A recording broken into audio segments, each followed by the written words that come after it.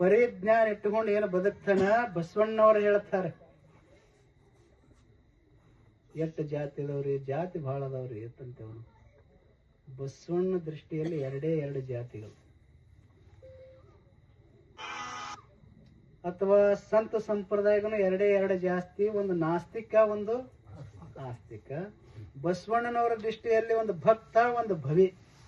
ಸುಮ್ಮನೆ ನಾವು ಹೆಣ್ಣ ಗಂಡ ದೇಹದ ದೃಷ್ಟಿಯಿಂದ ಅದು ಮೀಸಿ ಮೂಡಿ ಬಂದರೆ ಗಂಡೆಂಬುವರು, ಎದಿ ಮೂಡಿ ಬಂದರೆ ಹೆಣ್ಣೆಂಬುವರು. ಒಳಗ ಸುಳಿಯುವ ಆತ್ಮ ಅದು ಹೆಣ್ಣು ಅಲ್ಲ ಗಂಡು ಅಲ್ಲದು. ಅದಕ್ಕೇನದು ನಾಮ್ ಕೊಡಕ್ಕಾಗ್ತದೆ?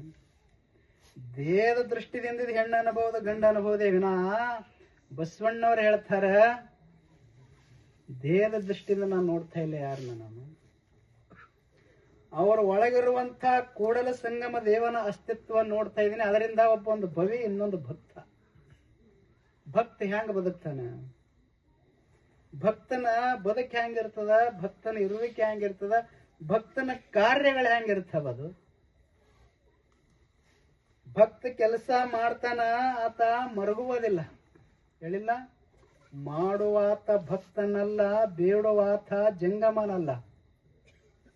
ಬೇಡಬೇಕು ನೋವಾಗದಂತೆ, ಮಾಡಬೇಕು ಮರಗದಂತೆ.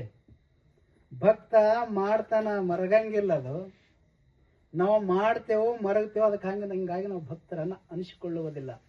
ಭಕ್ತರ ಅನಿಸ್ಕೋಬೇಕಾಗಿತ್ತಂದ್ರೆ ಮಾಡಿ ಏನು ಮರಗಬಾರದು, ಮರಿಬೇಕು.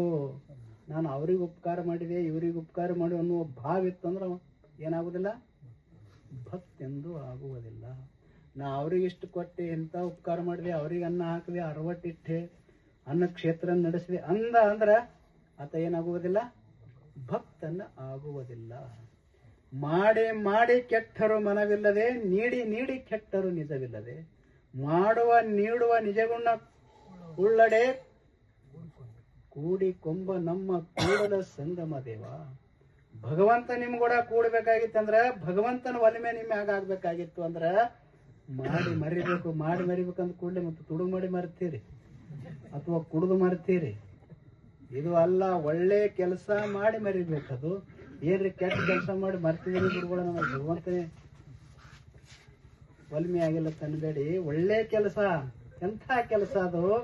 ಇಡೀ ಆಕಳ ದಿವಸ ತುಂಬಾ ಒಣಗಿದ ಹುಲ್ಲನ್ನ ತಿಂತದದು.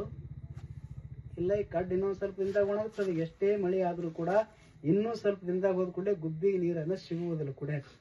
ಈಗ ಅನ್ಸಿದ್ರೆ ನಿಮ್ ಮಳೆ ಭಾಳ ಆಯ್ತು, ನೀರು ಭಾಳ ನಿಂತು ನಮ್ಮ ಬೆಳೆ ಎಲ್ಲ ಹೋದು ಅಂತ ಅನಿಸ್ತದ. ಇನ್ನೂ ಒಂದು ತಿಂಗಳು ಹೋಗೋದಾಗ ಎಲ್ಲ ಹುಲ್ಲನ್ನ ಒಣಗ್ತದೆ.